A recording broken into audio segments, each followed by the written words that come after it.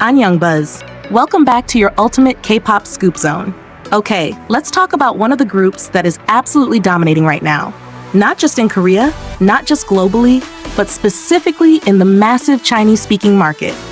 Yes, I'm talking about aespa. You know, when we talk about global popularity, we often throw around names like Blackpink, BTS, or even New Jeans these days. But aespa? They're quietly and consistently building a fortress of fans, especially in regions where other groups often struggle to hold ground. And the numbers? They speak for themselves. So here's the tea.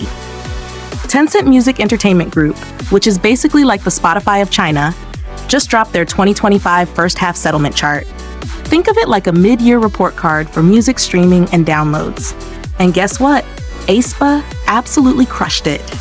Again, they entered the local final charts for 2 years in a row, which is already impressive. But let me break it down for you. They had 534 entries on the Korean chart section of Tencent. That's the most out of any K-pop artist. Like, let that sink in. 534 chart entries. What kind of monster stream power are we talking about here? And if you think that's wild, they hit #1 a total of 20 times. 20! That's not just a win, it's domination. They also got recognized in the Best Group category, which puts them in elite territory. Like, we're talking about top-tier recognition in one of the world's most competitive and complicated music markets. Now let's talk about the music. Their 5th mini-album, Whiplash, didn't just release and disappear. It entered the major charts and made it into the hot top 10 for the first half of the year.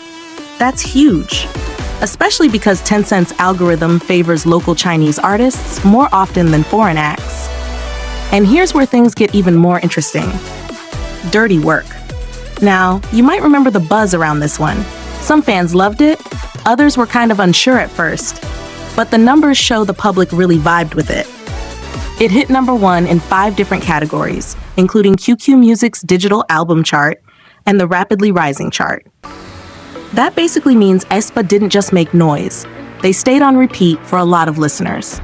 Personally, I think aespa's Chinese success has something to do with how their concept meshes with global tastes.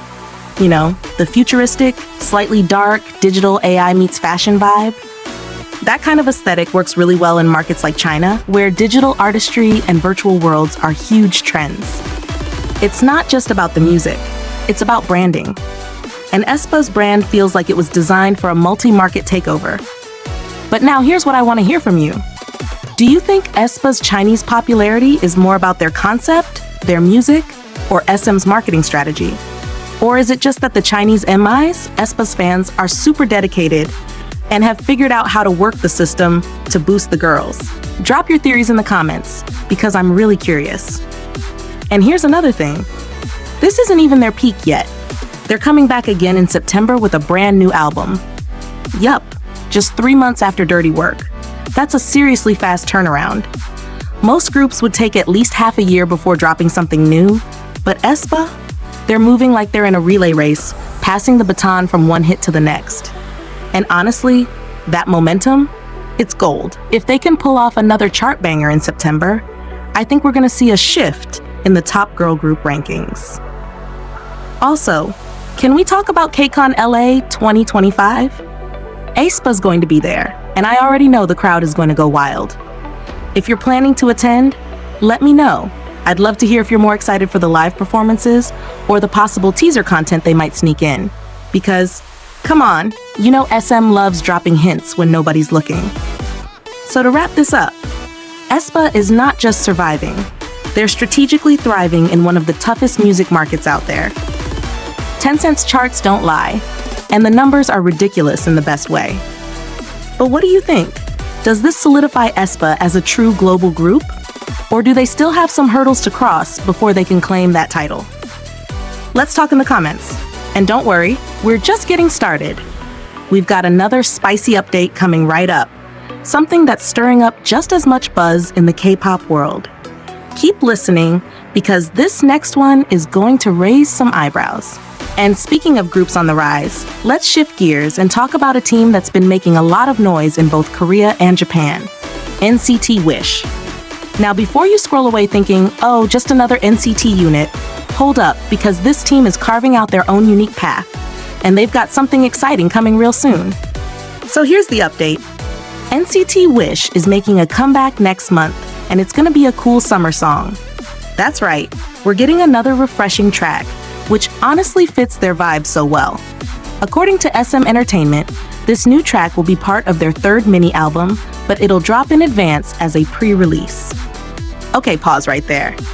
Can we talk about how strategic that is? Pre-releasing a song during the summer when everyone's craving a bright, uplifting bop. It's a genius move. And let's be real, NCT WISH has always leaned into that emotional but upbeat lane. If they keep it fresh and nostalgic at the same time, instant playlist material. But what really blows my mind is how quickly they've grown. Like, it's only been a little over a year since they debuted in February of last year with WISH, and already they've got the kind of momentum that most rookie groups can only dream of.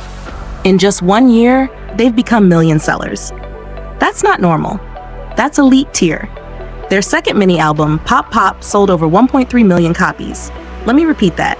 1,335,000 albums sold. That's the highest album sales among all artists who debuted after 2024. So yeah, we're not just hyping them up here. The numbers are backing up the buzz. And get this, they're not slowing down. NCT WISH is officially going on their first world tour. The title? Into the Wish, Our Wish. It kicks off this November with a huge 2-day concert at the Inspire Arena in Yeongjongdo, Incheon. Mark your calendars, November 1st and 2nd. This is major.